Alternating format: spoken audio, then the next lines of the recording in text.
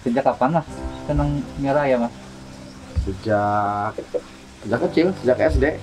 Waktu saya sunat juga, kadang-kadang kalau kalau anak yang lain biasanya kan beli sepeda, uang hasil sunat itu, kalau saya beli ayam dulu itu.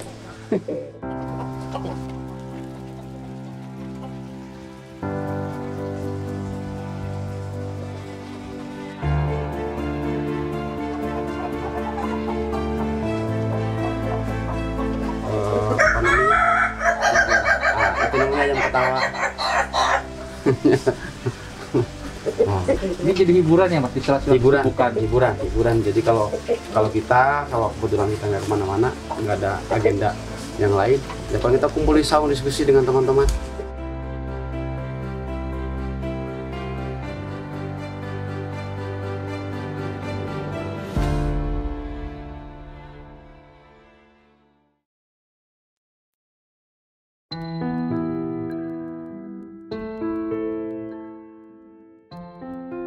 Jatuh ke bumi, lalu menyusup ke ruang-ruang yang tak pernah dibayangkan sebelumnya.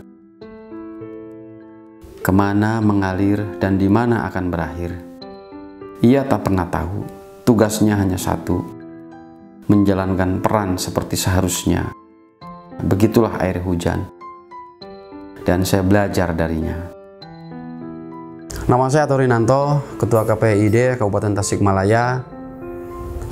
Masa bakti periode tahun 2017 sampai dengan tahun 2022.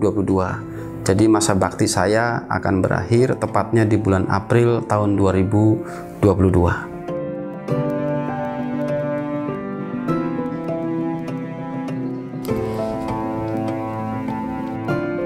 Sedikit pun tidak pernah terpikir akan seperti sekarang. Terlahir dari keluarga yang sangat sederhana, terlalu lancang jika saya punya cita-cita muluk. Saya hanya bisa berpikir, bagaimana hari ini saya bisa makan, bertahan hidup di tengah segala keterbatasan. Saya sadar berasal dari mana dan siapa ayah saya. Saya tidak pernah bermimpi dan tidak ada sebetulnya di dalam bayangan saya bahwa saya punya cita-cita menjadi ketua KPHI atau peduli dengan dunia anak. Nah, tetapi saya hanya bisa berpikir bahwa air mengalir, saya hanya bisa mengerjakan dari hari ke hari itu dengan sungguh-sungguh dan serius. Apa yang saya hadapi positif, maka itu yang saya kerjakan. Saat ini mungkin banyak orang tahu siapa Torinanto. Dipercaya sebagai ketua KPAID Kabupaten Tasikmalaya, membuat saya bertemu banyak orang dengan berbagai macam latar belakang. Namun, tidak banyak orang tahu bagaimana perjuangan saya untuk bertahan hidup.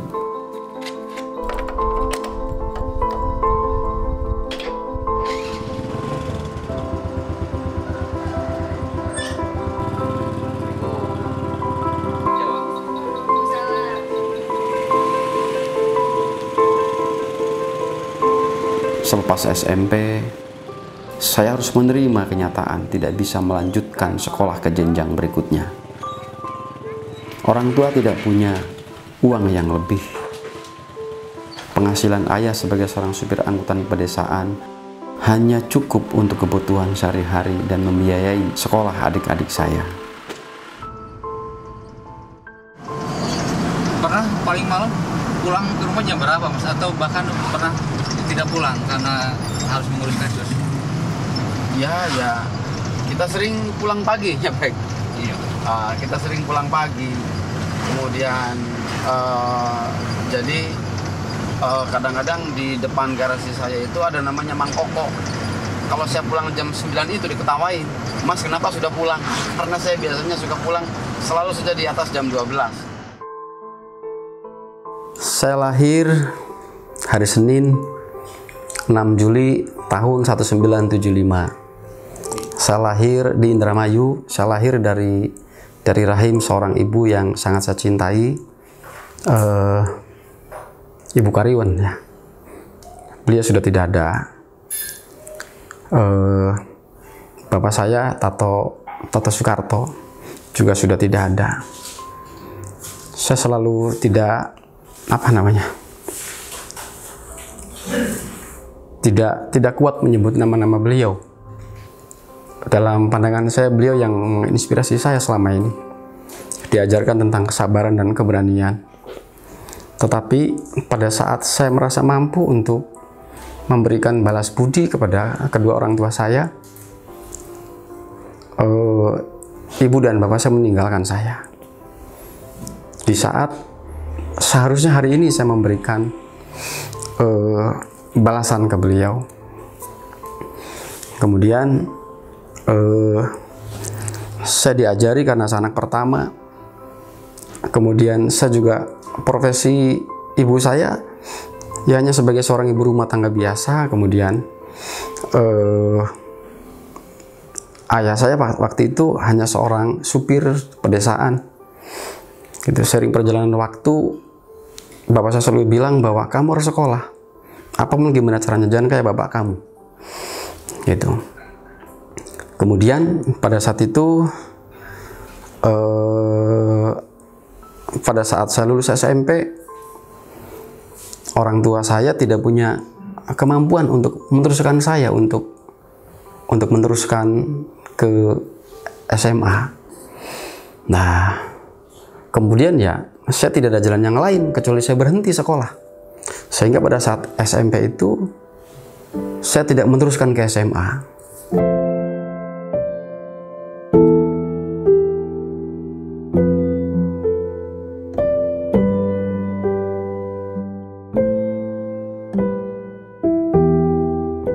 Lahir dan besar di tengah keluarga pas-pasan, saya tidak punya pilihan lain. Harus bekerja keras. Apapun dilakukan demi bertahan hidup. Menjadi kuli aduk pun tak mengapa. Yang penting menghasilkan uang. Selepas SMP, saya diajak ayah untuk bekerja di proyek pembangunan pabrik. Menjadi kuli aduk hingga dipercaya menjadi mandor pada saat itu. Upahnya lumayan besar. Sepekan bisa mencapai Rp400.000 hingga terkumpul sebanyak Rp4 juta dalam kurun waktu 8 bulan. Jumlah yang lumayan besar pada saat itu. Setelah berembuk dengan kedua orang tua, alhamdulillah mereka merestui saya untuk melanjutkan sekolah SMA, dan akhirnya saya bisa kuliah. Saya berangkat dari Indramayu dengan membawa uang 5.000. Itu pun dipinjemin oleh ibu kos pada saat itu, karena saya waktu SMA saya sudah indekos. Gitu, saya dipinjemi uang 5.000 oleh ibu kos. Kemudian saya pinjam gitar dari sekolah saya di Indramayu. Jadi dulu itu kan ada paduan suara tuh. Ada paduan suara. Paduan suara itu biasanya dia punya gitar. Ada gitar dan kemudian ada organ. Nah, saya pinjam gitar. Kemudian pada saat selesai Eptanas, kalau zaman saya dulu, pada saat selesai Eptanas, saya nggak pulang, tapi saya berangkat ke Bandung.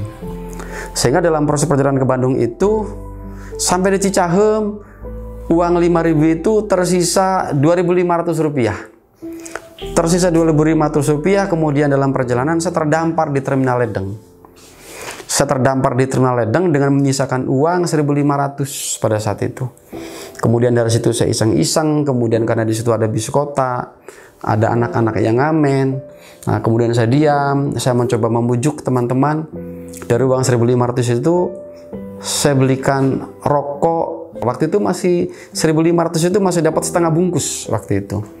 Nah, kemudian di situ berkenalan, ada teman saya yang namanya Aceng, sekarang masih ada di Ledeng. Nah, namanya Aceng, sama Kinoy. Waktu itu saya masih ingat betul, di Ledeng juga masih ada. Kemudian dari situ saya coba ngobrol-ngobrol. Saya dari Indramayu, saya belum makan, kemudian saya juga belum punya uang. Kalau bisa, boleh nggak saya ikut ngamen di sini? Dan saya waktu itu diterima dengan baik. Kemudian saya ingat betul bahwa pada saat itu, ya sudah, ini bis kamu, bis ini milik kamu, boleh kamu ngamen. Nah, hari itu pertama kali saya ngamen di kota Bandung, di Terminal Ledeng, di bis kota. Gitu. turun dari ngamen karena mungkin baru pertama, masih grogi, masih gugup, sehingga ngamen pertama itu 1 bis setelah saya beres nyanyi hanya dapat uang Rp600 pada saat itu. Nah, terus yang namanya Aceng ini juga ngasih motivasi, sudah nggak apa-apa, nanti ada bis lagi, nanti kamu naik lagi gitu. Sampai kemudian hari-hari itu berjalan sampai kemudian di suatu hari saya rata-rata mendapatkan hasil ngamen itu 130.000 gitu, satu hari dari hasil ngamen itu 130.000. Kemudian dari situ saya mulai ketemu dengan teman-teman dari Cirebon, juga dari yang lain-lain yang kuliah di IKIP waktu itu, sekarang UPI. Pada saat saya berkomunikasi, saya tanya-tanya berapa sih biaya kuliah itu 1 semesternya gitu. Ternyata hanya Rp250.000.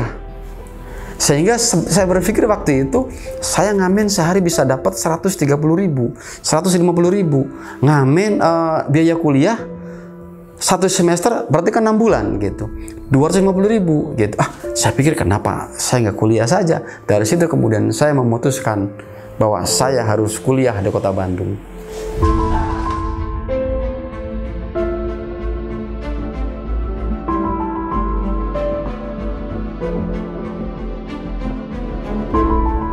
Menyandang status mahasiswa bukan berarti saya punya segalanya. Saya masih harus mengamen untuk biaya kuliah dan keperluan lainnya. Kuliah jalan, mengamen juga tetap jalan. 4 hari saya di kampus, 3 hari saya di jalan. Keduanya dijalani beriringan. Ya kuliah, ya ngamen. Mesti harus bergelut dengan kerasnya hidup di jalan. Kewajiban sebagai mahasiswa saya tunaikan dengan baik, sehingga alhamdulillah saya dipercaya menjadi presiden mahasiswa pada saat itu. Selama melewati fase itu, saya merasakan kerasnya hidup di jalan. Hukum rimba berlaku. Siapa kuat, dia selamat. Kalau tidak memukul, ya dipukul. Kalau tidak mengeroyok, ya dikeroyok. Mungkin itu cara Tuhan untuk membentuk saya hingga seperti sekarang. Ya dulu waktu itu tidak sekondusif hari ini. Dulu itu kan ada ada preman-preman yang diberantas. Kemudian antar geng itu juga masih cukup kuat. Jadi dulu itu waktu zaman saya, misalkan saya nih megang terminal ledeng, maka biasanya sangat sulit untuk komunikasi dengan teman-teman di kebun kelapa gitu, ataupun dulu belum ada lebih panjang di kebun kelapa atau di Cicahem. Jadi kadang-kadang kita masih pasti berbaku hantam gitu, pasti berantem gitu. Ya dulu ceritanya kalau nggak dikeroyok yang ngeroyok kan gitu. Sehingga mungkin dari perjalanan itu saya juga punya kenang-kenangan. Rahang saya ini bunyi ini kenang-kenangan yang mungkin dulu kalau saja mungkin saya punya uang saya nggak bisa saya nggak mungkin bunyi, karena mungkin pada saat itu ya orang di jalan buat makan saja susah gitu. Dikeroyok, saya nggak sadar, saya juga ya namanya di jalan lah, kalau nggak dipukul ya pasti, kalau nggak mukul ya dipukul. Nah, kenang-kenangan yang saya dapatkan ini. Terus mata juga ini bunyi, ya acak ini bunyi gitu. Jadi sering dikeroyok. Ya sering ngeroyok dan dikeroyok, sering memukul dan dipukul. Ya karena memang dunia jalan itu ya seperti itu. Kalau sekarang mah saya pikir sudah jauh lebih kondusif, lebih aman. Tidak membuat Mas kapok hidup di jalan. Biasa, itu kan konsekuensi. Saya hanya berpikir bahwa saya adalah anak laki-laki, anak pertama, maka saya harus bertanggung jawab dengan adik-adik saya, dengan kedua orang tua saya, dan saya juga harus bertanggung jawab dengan istri saya, anak-anak saya, dan itu butuh keberanian.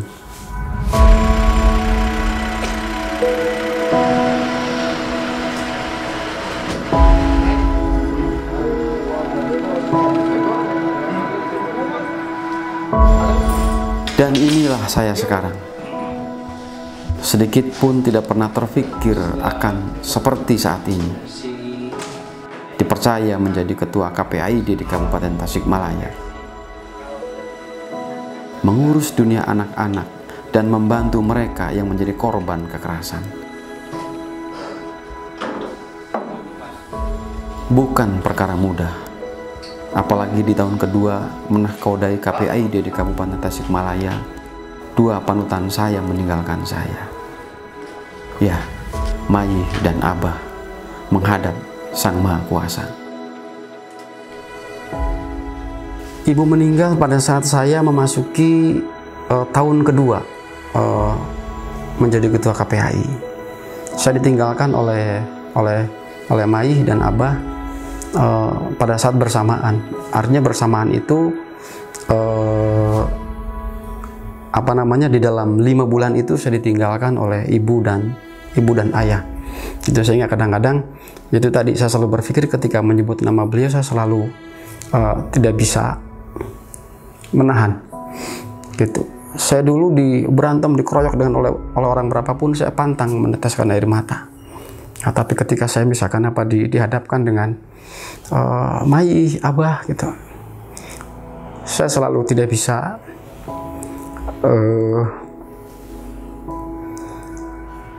membalas perjuangan beliau-beliau yang memang mendoakan saya luar biasa.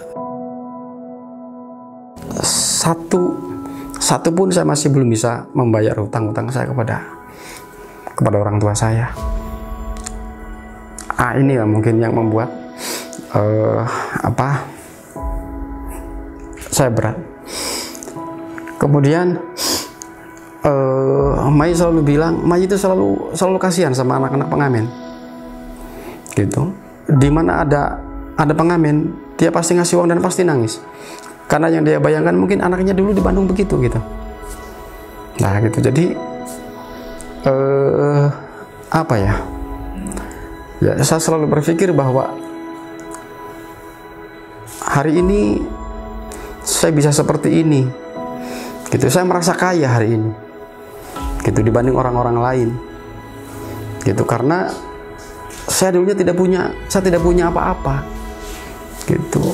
Saya tidak punya rumah, saya tidak punya apa-apa, kemana-mana saya tidak punya apa-apa gitu. Sehingga pada saat saya punya mobil walaupun butut, saya merasa kaya karena dulu saya tidak pernah punya apa-apa gitu. Ketika saya punya rumah walaupun kecil, saya merasa punya istana karena dulu saya hanya tidur di terminal gitu. Karena dulu saya hanya bisa tidur di angkot gitu, tidur di masjid. Sebelum tidur di masjid, saya titipkan KTP saya biar pengurus masjid itu percaya gitu. Ya semuanya karena jasa-jasa beliau dan doa beliau.